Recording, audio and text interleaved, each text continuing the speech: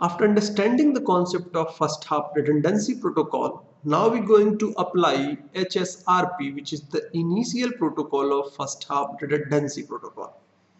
So HSRP is a Cisco proprietary protocol, but it is defined in RFC 2281, which basically means if you are a vendor and you want to implement HSRP as a first hop redundancy protocol inside your devices, you're supposed to get license from Cisco in order to implement in your device. If we're talking technical detail of HSRP, there is two versions, HSRP version 1 and version 2. Version 2 basically has more number of group compared to version 1, as well as it also support IPv6 first hop redundancy. Likewise, if you're talking the technical detail of HSRP more, so the highest priority gateway elect as an active gateway. So gateway could be layer 3 switch or a router. So basically active gateway on the virtual IP address in virtual MAC address. It also responding ARP request from the LAN side and actively forward traffic to the WAN. By default, every device has the same priority in your network. Suppose you have a 3 devices or a 3 gateway. Let's say it could be layer 3 switch or a router. For now, this is device A, B, C connected to the ISP, and one connection goes to the LAN connected with the switch and couples of devices. Alright, so going to the WAN. So suppose device A has IP address 1, B has 2 and C has 3. Since every device has same priority, if we want to put in same group, router C or gateway C going to work as an active gateway because priority going to tie up by default. So the the highest IP address of interface going to become a tiebreaker. So any device which has the highest IP address going to be elect as an active gateway. Preemption is disabled by default. We shortly going to discuss a lot about the preemption, how it going to affect in your network. It use UDP multicast using 224.0.02 at port of 1985 to sending hello messages. It also support authentication. You can use clear text authentication or MD5.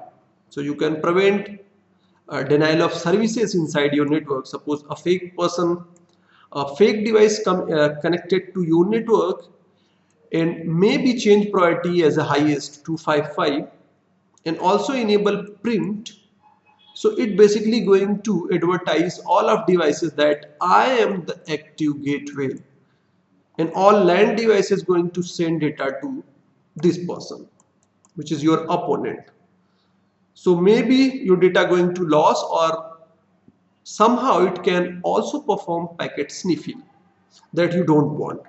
Obviously no one want to share any information of network. So you can enable authentication in HSRP. HSRP version 1 use virtual MAC address as a 000C07AC, where XX stand for group number. So X0 for 001, group number 1, 02, group number 3, and so on. So you can configure up to 256 groups from 0 to 255. Likewise, if you're talking about version 2, the MAC address is a little bit different. Virtual MAC address is a little bit different than version 1. Obviously, it also offers more number of group.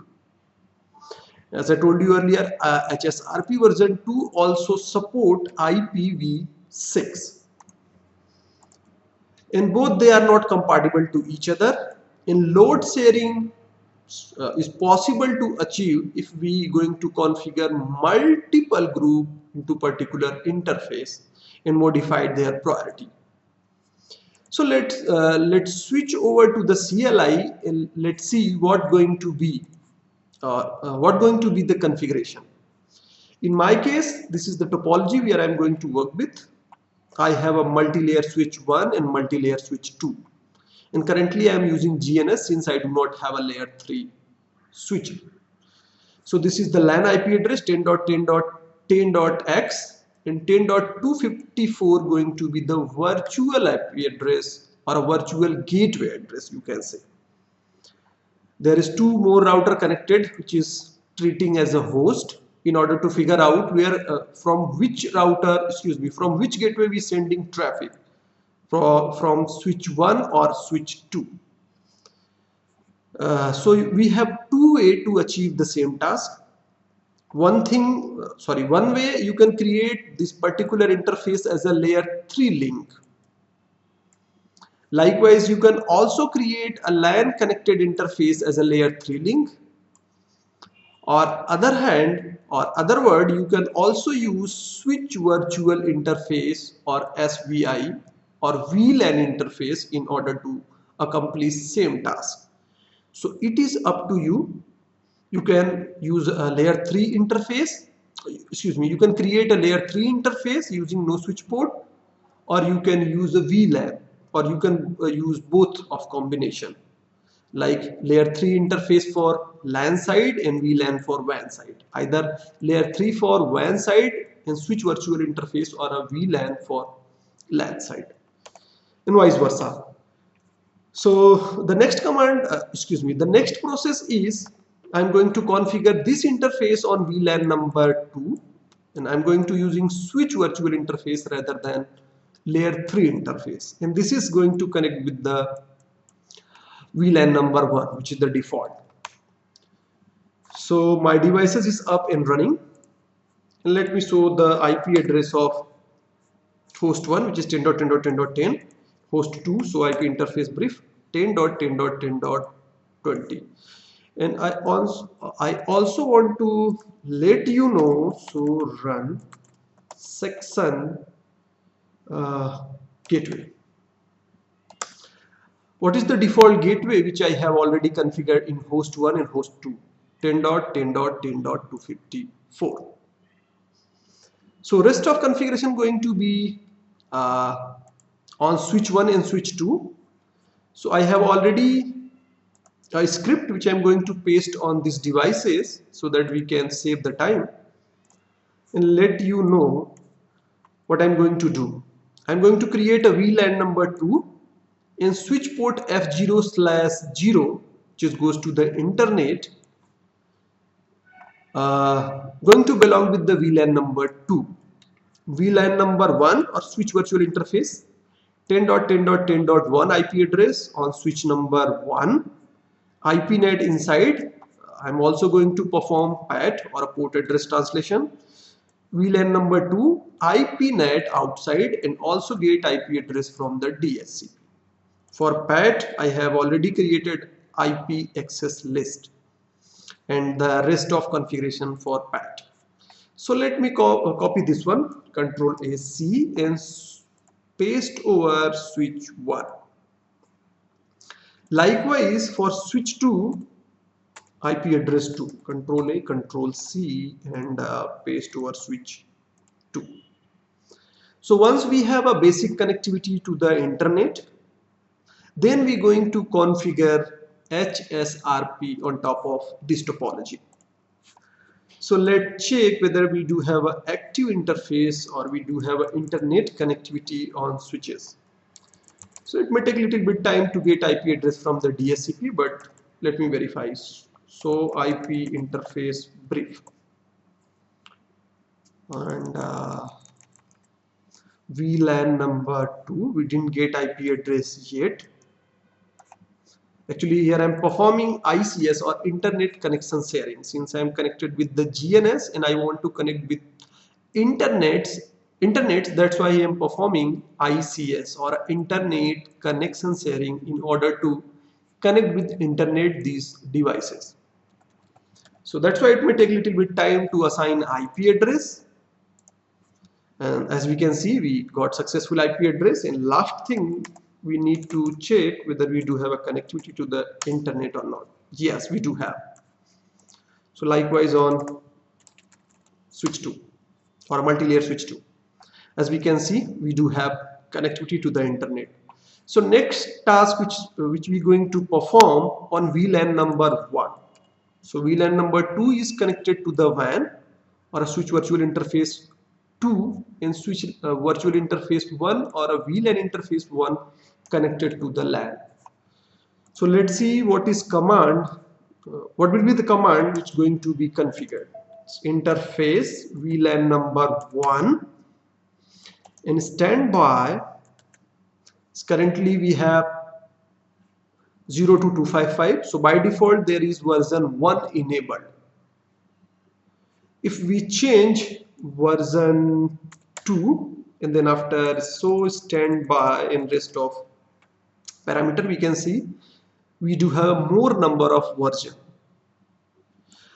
This iOS is not supporting IPv6 for HSRP. That's why I'm not able to see IPv6 right there. But in upcoming section, I'm going to change the iOS, and then after we will configure IPv6 first hop redundancy protocol as well.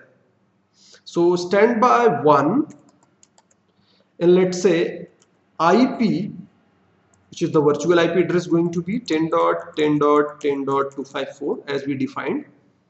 Likewise, I'm going to change this on switch number 2. So interface VLAN number 1, standby version 2, and then after standby group number 1, and IP address going to be 10.10.10.254. So this is the basic command which you required in order to accomplish first hop redundancy protocol using HSRP. So this is all if you're going for basic. For advanced, we need to do little bit more, which we're going to discuss shortly. So first let's figure out who is going to become as a active gateway, who is owner of virtual IP address and virtual MAC address. As we can see, switch number 2 or a multi-layer switch 2 is going to become active because switch 2 has the highest IP address, which is 10.10.10.2. Since priority is same on both of multi-layer switches, so switch 2 going to become a active gateway. So let's verify. So standby on switch 1. State is standby. One state change, last change is before 9 seconds, and then virtual IP address going to be 10.10.254. Virtual MAC address is this one, and version 2 is currently working. Permission is disabled, and active router is, which has IP address 10.10.10.2. His priority is same as mine, which is the default, as we can see. Because of the highest IP address, it going to on the virtual MAC address and virtual IP address. So let's see if we check the ARP. So ARP, here we have the virtual IP address 10.10.10.254, which is directly connected to you. So this symbol shows us it is directly connected to you. As well as this is the virtual MAC address belong to switch 2. But if we verify on switch number 1, so excuse me, the command is so ARP. So we can also see, let me generate some packets. So I'm going to ping 10.10.10.254 who has on this IP address, and then after so the ARP. So 10.10.10.254 is not my IP address. I come to know before 1 minute, and this is the virtual MAC address I can get using interface VLAN number 1. So currently switch 2 is the owner of HSRP. From host point of view, they can also get internet connectivity. Yes, as we can see, if we trace the route, we should see we sending data over switch 2, not switch 1, because the highest IP address configure on switch 2. Likewise, you can also go through host number 2, so 8.8.8.8, it is also sending from the 10.10.10.2. But what happens if this switch goes down, or interface or cable may be plugged out for some reason, or for some other reason your switch goes down. So multi-layer switch 1 going to be the owner of that virtual IP address in virtual MAC address. So suppose if we turn this off interface, if we turn off this interface, switch number 1 going to be actively forward traffic toward the internet. This is what the magic of HSRP. So let verify. What I'm going to do on interface VLAN number 1, please shut it down. So once we shut down, immediately we can see switch 1 become active, and we can also check the ARP. Now I have that virtual IP address and that virtual MAC address. In host, they currently sending data towards switch 1, no longer sending data towards switch 2, because switch 1 currently working as active. But now there is a question, how your switch 1 come to know who is owning that virtual MAC address? Since the previously we sending data for that virtual MAC address using port number 2, but now how I send, or how I come to know that virtual MAC address belong to interface 1, not to the 2? It is because of the graduation ARP. So let's see, if we enable this, if we bring this switch back, if we turn on your switch number 2, we're going to see it going to send a special message which is making switch aware to, now I am the owner of that virtual MAC address. You do not need to send the traffic for that virtual MAC address using this interface. I am the correct person where you can send the data. So let's say on switch no shutdown, and let me shut this one. VLAN number 1, please shut it down, and then after no shut, and hopefully switch number 2 is actively forward the traffic. Oh, excuse me, before I shut it down, let me capture the packet. So I can capture packet from this interface, or any one of them, but let me go through it. So now, excuse me, this is my Wireshark packet sniffer, and minimize this, and let me do it again. So I'm going to shut it down. So if I am shut down switch 2 interface, now switch 1 should be going to be the owner of virtual IP address in virtual MAC address. But the magic is how your switch 1 come to know where I need to forward data using port number 2 or port number 1. Because currently switch 1 is active, switch 2 is not active, so why I should forward data to this way, which is not efficient. If we see the captured data, we will see here graduation ARP. So graduation ARP basically update the ARP table. So what I mean by this? So suppose this device is no longer accessible in network, I am become the owner of that IP address as well as that virtual MAC address. So immediately when I come to know I am the active router, I am going to send a graduation ARP. So graduation ARP basically means, now this is my virtual MAC address and this is my IP address is belong to this interface. Now switch 1 come to know I do not need to send data to this interface because recently I find that update using this interface. So upcoming or onward every packet I am going to send over port number 1, not with port number 2, because gradation are going to update my ARP table. And switch basically take decision based on the ARP table. So whatever MAC address belong to the particular interface, I'm going to send data over using that port. Similarly, if we're going to see the next thing, which is, let me bring it back, please, no shutdown on both, no shut.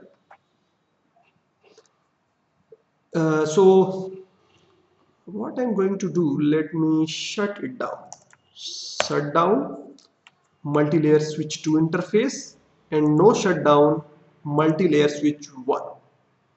So if we see the configuration or a status, so standby, I should be the active for that interface. Excuse me, I should the active router for HSRP version 2 group number 1. But if we bring it back using no shutdown, if switch 2 is come up, even then it not going to become a active gateway.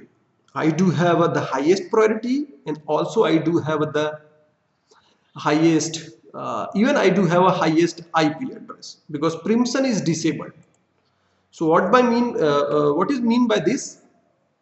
You have priority 100 and me have priority 100. Once active router elected, it not going to elect till next reboot. So like if you're talking about OSPF DR selection. So once DR selected, it is not going to elect second until I'm goes down or the current DR goes down. Excuse me, if current DR goes down, then backup DR going to take place. So same logic going to apply in HSRP. So no matter I have the same priority than you and I have lower IP than you, I'm not going to make you the active router. So currently I am the working as active. You are not going to send data to the internet, or you are not going to work as an active gateway. This is what is known as a preemption. So by default, preempt is disabled. So if you enable preempt on switch number 2, so suppose if you have a 10 Mbps or 100 Mbps link goes to this direction and 10 Mbps link goes to this direction. If somehow I goes down, switch 1 going to on the virtual IP address and virtual MAC address. So all the traffic going to forward via switch 1, not via switch 2. After some time, if I came back into network and I have the highest priority than you, let's say I have a priority 120 and my IP address is already greater than your IP address, I'm not going to become as a active router. It is like, as I told you earlier, it is like a OSPF DR VDR selection.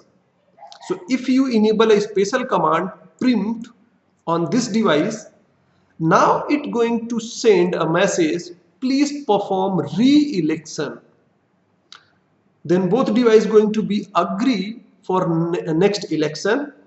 On next election, switch 2 going to become as active router because of the priority as well as the IP address. So let's say on switch 2 I am the active one, and hopefully it is not shut down. Yes, I am the standby. So standby, I am working as a standby. My IP address is 10.10.10.2. My priority is 100. So suppose if we change the priority, even after we can see, we are not going to become active router. Standby group 1, and there is a command priority, let's say 110. So switch 2 has priority higher than switch 1. Switch 2 has higher IP address than switch 1. Even then, currently I am working as a standby. Who is active? the router 10.10.10.1 is a active router. So but it may cause a problem, as I told you earlier, since I have 100 Mbps link over this way and 10 Mbps link over this way. So why should I send traffic using switch 1 or using this interface or a lower bandwidth interface? This is not efficient. I want to send data to this way. If this router goes down or the link goes down, then after I'm going to send data to switch number 1 or the link which is 10 Mbps. So for that I need to execute one special command which is known as preemption. So interface VLAN number 1, standby group 1, and there is a command preempt. So once I enable preempt command, immediately I am going to become as an active router, because preempt basically forcing re-election for active router. So now I am going to become as an active router. Switch 1 is no longer working as an active router. It is on standby mode, as we can see. So I am the standby mode, and active is 10.10.10.2, who has the higher priority than me. So currently I am forwarding traffic. So similarly, we have couples of features which we can utilize, like standby. One more thing I should discuss: standby preempt and then after delay. So you can also enable preempt delay. Let me discuss a little bit more about the preempt delay. So suppose you have a couples of router connected to this link, and maybe the router, these router running enhanced HSRP or some routing protocol over there. What happen if you connecting to the network? So as soon as you turn on, you going to force to work as a active gateway. No matter no matter your ISP link is up or down or something went wrong, you going to let others know that you are a active gateway. So you creating a black hole. Maybe the neighbor adjacency is not formed yet, they are not converged yet, still you are taking all the traffic which is going to the internet, and currently you going to drop all the traffic since you do not have a route to the internet. So that's why you can configure delay. So please become as an active router, but after, let's say, 20 seconds, not immediately.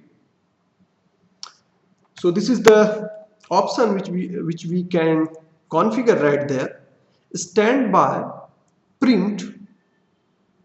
Please send a message for a re-election after minimum 30 seconds. After 30 seconds, I am going to send a message for re-election of active gateway. So let's say, so standby and then the configuration. I should see the priority is 100, preemption is there, preemption is enabled. I can also, I supposed to have the preemption delay configuration. Let me check over switch 1. Maybe it not working at all. So standby group 1, and let's see, the preempt delay is 10 seconds minimum, and then 10 seconds. Do so standby. The preemption is disabled. Why so? I think interface 1, standby group number 1, and then after, preempt and delay 10 seconds. I think minimum and then after 10 seconds. And let's see now, do so standby. Hopefully we do have, yes, there we go. So actually I think I configured on wrong way, that's why I'm not able to see here. Yes, standby, and then after I need to select the group. Standby, switch over to the interface VLAN number 1, standby group 1, then Primson, and minimum time which I am going to take 30 seconds. Now we can see do so standby. So now we're supposed to see the Primson delay as well. So we can configure in such a way when this router come up, it's going to wait for 30 seconds in order to send a re-election for an active gateway. But there is another problem which we're going to discuss. Suppose the interface layer 1 is up and layer 2 is down, or maybe internet connectivity is not there, but currently I am working as an active router. So I am creating a black hole over there since I do not have a connectivity to the internet, and I am working as an active gateway. I want to currently send data to the internet, but I do not have internet connectivity. You can also trace this one. So maybe you are connected with the DSL modem or DSL router. So maybe layer 2 and layer 1 is up and working, but even then you may not have an internet connectivity. So in order to cope up in such problem, you can use IPSLA or RTR. So you can ping to the internet, and if you're not getting reply back from the internet, then you're going to decrement your priority value and make other device to be working as an active gateway. So let's say currently I am working as an active gateway, as you can see. And what happen if the interface, which is VLAN number 2, connected to the WAN side, going down? Let's set it down. So interface VLAN 2 is down, but still I am working as an active gateway. Do so standby. So state is active, and host now they do not have internet connectivity. So let me check using ping 8.8.8.8, because switch to going to create a black hole inside network. So your HSRP not going to take decision based on your WAN interface, it is going to take decision based on your LAN interface. In order to cope up with such situation, you can track the interface. Either you can enable IPSLA as well. But in this example, I am going to enable track. So let me shut the interface. And what I'm going to do, enable a track. So track number 1, and I'm going to track the interface. So track number 1, interface, which is in my case it is F0/0, F1/0, sorry. And what we're going to track, line protocol. So if line protocol is down, please let me know. So as we can see, do so track. So currently the line protocol is up, which means track is up. So this thing I'm going to associate with HSRP. So interface VLAN number 1 is standby group 1, and I'm going to use track object number 1. Then we're going to decrement our priority. Let's say we're going to decrement 30, which basically means if this interface goes down, since I'm tracking this interface, if I find the interface is down, I'm going to decrement my priority. So current priority is 110. If I decrement my priority as a 30, so it's going to be I think 80 exactly. So my priority is 80. If your priority is the default, which is the 100, you're going to be work as a active gateway. So I know I do not have a network connectivity. So you supposed to be work as an active gateway, not for me. Excuse me, I'm not going to work as an active gateway. So as we can see, so let's see, do so standby. We have enabled track object 1, and if the interface goes down, I'm going to decrement 30, and I think, let me show you. Interface f1/0, please set it down. So if I shut down, as we can see, the tracking going to down. Now switch 1 going to on. So switch 1 has the default priority, which is 100. One more thing we need to configure on switch 1, which is crimson. So as we can see, it is active. So I think we have enabled crimson. Yes. So that's why switch 1 going to perform re-election for active router. So switch 2 is no longer active as working as an active router. It is working in standby mode, because if we see do so standby mode, we can see our priority is 80, but configured is 110. We decrement 30 because the link is or object is down. So if we turn this interface off or turn this on, your line protocol again going to be up, which basically means your interface is up. And after 30 seconds, which we have configured right there, after 30 seconds, switch 2 again going to work as a active gateway, because the configuration is a such way, if the interface is come up again, please wait for 30 seconds and then after prompt for re-election of active gateway. So it may take a little bit time, as I told you earlier. Now interface VLAN 2 is up and I am going to work as a active. So do so standby. Now tracking state is up and my priority is 110, but earlier my priority was 80 because I decrement 30. Since you have configured the tracking object using this interface. Likewise, you can also use IP as SLA right there. Similarly, we have couples of things which we're going to discuss shortly.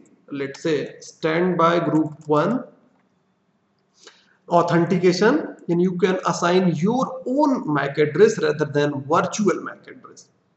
You can also put the name, because by default the name is the name of group is the default should be the default name is right there HSRP VL1-1. So you can change the name if you want to. Crimson we discussed, priority we discussed. We can change the timer as well, and we can track the object. So these are we have already discussed. Let's say we have, I think if we running version 2, we have one more command. Let me figure out. Standby, excuse me, interface VLAN number 1, standby group number 1, and then after burn in, there is a special feature in iOS. You can use your own MAC addresses rather than the virtual MAC address. So let me check whether we do have running. Do so standby. Do so standby. Yes, currently we are running version 2. I think this iOS is not supporting the burn in address, but in some module or some version of iOS you will find you can use your burn in address. You're supposed to not want to use a virtual MAC address. So maybe you enable port security on these interfaces. So because of that you can use whatever the burn in address or the physical or actual address of this interface to perform first hop redundancy. So this is what the objective of this video. So far we discussed what is a excuse me, what is a HSRP. It is a Cisco proprietary protocol which is used to first hop redundancy protocol. So shortly, in upcoming section we are going to discuss about IPv6, and as I told you earlier, HSRP version 1 and version 2, they are not compatible to each other. But there is another option, load sharing is possible if we configure multiple group and multiple virtual IP address. So for example, let me explain a little bit. We can configure group number 1 as well as group number 2 on same VLAN, which is VLAN number 1. So same VLAN number 1, group 1 and group 2. For group 1 we have virtual IP address 254, and maybe for group number 2 we can have virtual IP address 253. Likewise on this router, on this gateway. So load balancing can be achieved. Maybe we have same bandwidth on both interfaces. So why I am going to host the connectivity, why I am not using this link to forward the data toward the ISP. So we can configure this thing using the multiple group. So for 254 maybe going to use by switch 1 as an active gateway, and 253 can be worked by can be active for host 1 or a forwarding for other group data. So switch 1 can configure switch 1 and switch 2, switch 1 or switch 2, both we can configure in a such way so that they can perform load balancing. So this is all about in this video. In upcoming section we are going to discuss about VRRP.